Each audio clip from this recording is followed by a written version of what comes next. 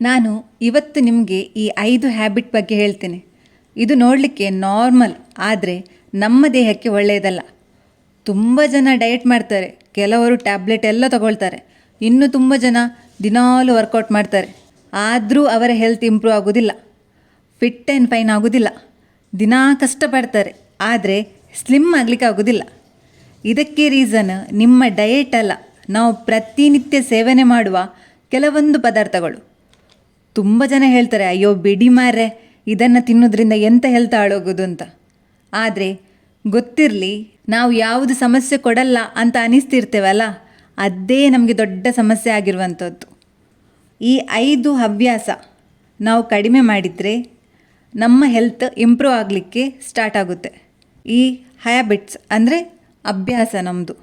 ಮೊದಲನೇ ಹ್ಯಾಬಿಟ್ ಅಂದರೆ ಅಭ್ಯಾಸ ಯಾವುದಂದರೆ ನೈಟ್ ಲೇಟಾಗಿ ಊಟ ಮಾಡುವಂಥದ್ದು, ತಡರಾತ್ರಿ ಊಟ ಮಾಡುವಂಥದ್ದು.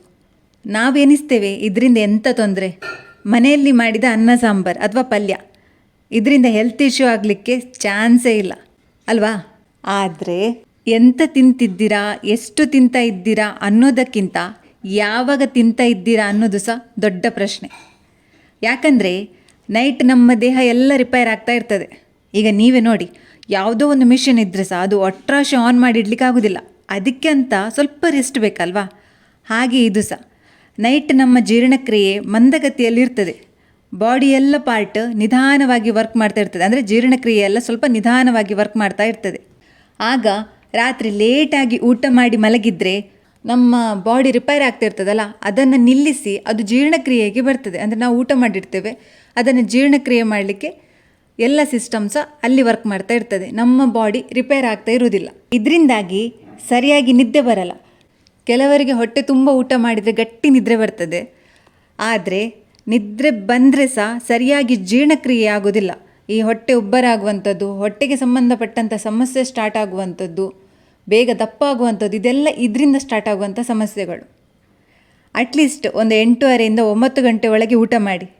ಮನೆಯಲ್ಲಿರುವಾಗ ಅಥವಾ ನೀವೇ ಆರ್ಡರ್ ಮಾಡಿ ಮನೆಗೆ ತರುವಂಥ ಸಮಯದಲ್ಲಿ ಸ್ವಲ್ಪ ಬೇಗ ಊಟ ಮಾಡಿ, ಒಂದು 2-3 ಗಂಟೆ ಬಿಟ್ಟು ಮಲಗುವ ಹಾಗೆ ಊಟ ಮಾಡಿ.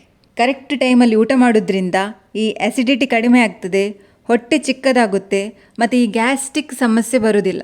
ಮೊದಲಿನ ಕಾಲದವರು ತುಂಬ ಬೇಗ ಊಟ ಮಾಡಿ ಬೇಗ ಮಲಗ್ತಿದ್ರು, ಹಾಗಾಗಿ ತುಂಬ ಗಟ್ಟಿ ಸಹ ಇದ್ದರು, ತುಂಬ ವರ್ಷ ಜಾಸ್ತಿ ಬದುಕ್ತಿದ್ರು.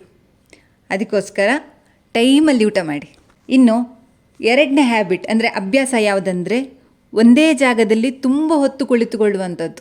ಈ ಬೆಳಿಗ್ಗೆ ವಾಕಿಂಗ್ ಹೋಗ್ತಾರೆ, ಯೋಗ ಮಾಡ್ತಾರೆ, ಎಲ್ಲ ಸಹ ಸರಿ, ಆದರೆ ನಾವು ಗಂಟೆಗಟ್ಟಲೆ ಸ್ವಲ್ಪನೂ ಏಳದೆ ಒಂದೇ ಜಾಗದಲ್ಲಿ ಕೂತ್ಕೊಂಡ್ರೆ ಹೆಲ್ತ್ ಪ್ರಾಬ್ಲಮ್ ಸ್ಟಾರ್ಟ್ ಆಗುತ್ತೆ.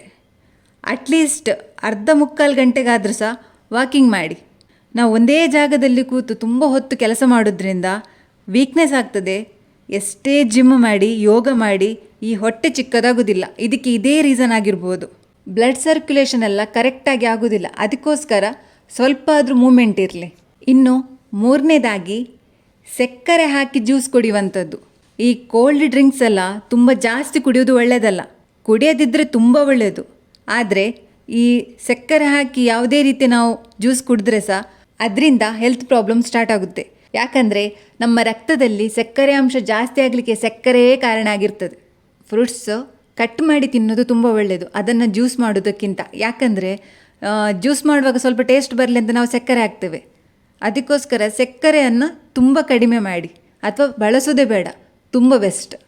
ಇನ್ನು 4ನೇದಾಗಿ ನಿದ್ರೆ ಸರಿಯಾಗಿ ಮಾಡದಿರುವುದು. ಸೋಮವಾರದಿಂದ ಶನಿವಾರ ತನಕ ಬೆಳಿಗ್ಗೆ ಬೇಗ ಎದ್ದು ರಾತ್ರಿ ಲೇಟ್ ಮಲಗೋದು, ಕೆಲಸ ಯಾವಾಗ ನೋಡಿದರೂ ಕೆಲಸ. ಆದರೆ ಆದಿತ್ಯವಾರ ಮಾತ್ರ ಕರೆಕ್ಟ್ ನಿದ್ದೆ ಮಾಡ್ತೇನೆ ಅಂತ ಅನಿಸುವವರಿಗೆ ಇದೊಂದು ಮಾತು, ನಿಮ್ಮ ಸಿಚುವೇಶನ್ ಅರ್ಥ ಆಗ್ತದೆ, ಆದರೆ ಹೆಲ್ತ್ ಸಹ ಇಂಪಾರ್ಟೆಂಟ್ ಅಲ್ವಾ? ಸರಿಯಾಗಿ ನಿದ್ರೆ ಮಾಡಿದರೆ ಮಾತ್ರ ದೇಹದ ಎಲ್ಲ ಭಾಗ ಸರಿಯಾಗಿ ಕೆಲಸ ಮಾಡುತ್ತೆ. ನಿದ್ರೆ ಸರಿಯಾಗಿ ಆಗದಿದ್ದರೆ ಈ ಹೊಟ್ಟೆ ದೊಡ್ಡದಾಗುವಂಥದ್ದು, ಚರ್ಮ ಸುಕ್ಕು ಕಟ್ಟುವಂಥದ್ದು, ಈ ಪದೇ ಪದೇ ತಿನ್ನುವಂಥ ಆಸೆ ಆಗುವಂಥದ್ದು, ತುಂಬ ವೀಕ್ನೆಸ್ ಆಗುವಂಥದ್ದು, ಮುಖದಲ್ಲಿರುವಂತಹ ಗ್ಲೋ ಹೋಗಿರುತ್ತೆ, ಮುಖ ಸುಕ್ಕುಗಟ್ಟಿರುತ್ತೆ. ಮತ್ತೊಂದು ವಿಷಯ, ಮೊಬೈಲ್ ಆಫ್ ಮಾಡಿ ಸೀದಾ ಮಲಗುವುದಲ್ಲ, ಮೊಬೈಲ್ ಆಫ್ ಮಾಡಿ ಒಂದು ಅರ್ಧ ಗಂಟೆ ನಂತರ ಮಲಗಿ. ಈ ರೀತಿ ಮಾಡೋದ್ರಿಂದ ಆರೋಗ್ಯಕ್ಕೆ ತುಂಬ ಒಳ್ಳೆಯದು, ಯಾಕಂದರೆ ಕಣ್ಣಿನ ದೃಷ್ಟಿಗೆ ಸಹ ತುಂಬ ಒಳ್ಳೆಯದು. ಮೊಬೈಲ್ ಆಫ್ ಮಾಡಿ ಸೀದಾ ಹೋಗಿ ಮಲಗೋದು ಒಳ್ಳೆಯದಲ್ಲ. ಇನ್ನು 5ನೇದಾಗಿ ಪದೇ ಪದೇ ತಿನ್ನುವಂಥದ್ದು. ಕೆಲವರಿಗೆ ಡಾಕ್ಟ್ರ್ ಹೇಳಿರ್ತಾರೆ ಪದೇ ಪದೇ ತಿನ್ನಬೇಕು, ಇಷ್ಟಿಷ್ಟೇ ಗಂಟೆಗೆ ಊಟ ಮಾಡಬೇಕು, ಇಷ್ಟಿಷ್ಟೇ ಗಂಟೆಗೆ ತಿಂಡಿ ತಿನ್ನಬೇಕು. ಸರಿ, ಅವರನ್ನು ಬಿಟ್ಟು ಇನ್ನೂ ಕೆಲವರಿದ್ದಾರೆ, ಒಂದು 10 ನಿಮಿಷಕ್ಕೆ ಚಕ್ಕುಲಿ, ಖಾರಗಡ್ಡಿ, ಮಿಕ್ಸರ್ ಎಂತೆಲ್ಲ ಸಿಗ್ತದೆ ಹಾಗೆ ತಿಂತಾ ಇರುವಂಥದ್ದು. ಇದು ಒಳ್ಳೆಯದಲ್ಲ. ಇದರಿಂದ ಇನ್ಸುಲಿನ್ ಹೆಚ್ಚು ಕಡಿಮೆ ಆಗ್ತಾ ಇರ್ತದೆ. ಜೀರ್ಣಕ್ರಿಯೆ ಸಹ ಸರಿಯಾಗಿ ಆಗಲಿಕ್ಕೆ ನಾವು ಟೈಮ್ ಕೊಡ್ತಾ ಇರುವುದಿಲ್ಲ. ವೆಯ್ಟ್ ಜಾಸ್ತಿ ಆಗ್ತದೆ, ಹೆಲ್ದಿಯಾಗಿ ತೋರಾಗುವಂಥದ್ದಲ್ಲ. ಇದರಿಂದಾಗಿ ನಮ್ಮ ದೇಹ ಫಿಟ್ ಆ್ಯಂಡ್ ಫೈನ್ ಆಗಿರೋದಿಲ್ಲ. ಜೊತೆಗೆ ನಮಗೆ ಎಲ್ಲ ರೀತಿಯ ಚರ್ಮದ ಸಮಸ್ಯೆ ಇದರಿಂದನೇ ಬರೋದು. ತುಂಬ ಬೇಗ ಏಜ್ ಆದವರ ಹಾಗೆ ನಾವು ಕಾಣ್ತಾ ಇರ್ತೇವೆ. ಅದಕ್ಕೋಸ್ಕರ ಈ ಪದೇ ಪದೇ ಅನ್ಹೆಲ್ದಿ ಫುಡ್ ತಿನ್ನುವುದನ್ನು ಕಡಿಮೆ ಮಾಡಿ. ಕೊನೆಯದಾಗಿ ಒಂದು ಮಾತು, ಈ ಮುಖ ಸುಕ್ಕುಗಟ್ಟಬಾರ್ದು, ಏಜ್ ಆದ ಹಾಗೆ ಕಾಣಬಾರ್ದು, ಮುಖ ತುಂಬ ಗ್ಲೋ ಇರಬೇಕು ಅಂತ ಇದ್ದರೆ ಪ್ರತಿನಿತ್ಯ ಒಂದು ದಿವಸ ಸಹ ತಪ್ಪದೆ ಪ್ರತಿನಿತ್ಯ ಮುಖಕ್ಕೆ ಮೊಸರನ್ನು ಹಚ್ಚಿ.